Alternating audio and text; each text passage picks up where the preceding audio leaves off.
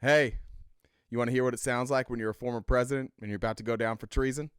Were there ever any instances when you were still working there that you witnessed where Trump was, in your view, carelessly throwing around national security information?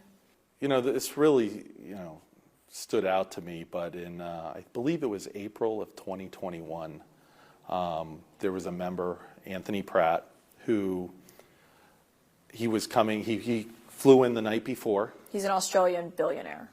He finishes his meeting with the former president, gets in the car, and his chief of staff says, "How did the meeting go?" Pratt, without saying, just says, "He told me," and it would be, U.S. military, classified information of what he told him about Russian submarines and U.S. submarines.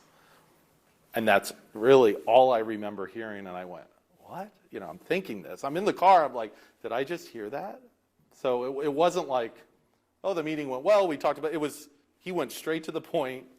He told me that the U.S. subs and with the Russian subs and, something that would more than likely, in my mind, be classified. So it was clear to you that he was basically seeking access to Trump. Oh, absolutely, absolutely.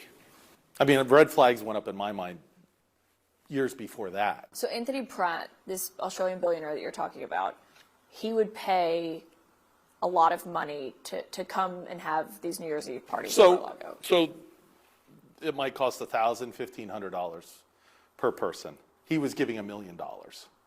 And I think at the height, he had 30 or 40 people there. So something that would be 50,000, let's just say max 50. Here's a guy that's just buying access. It's very easy to see.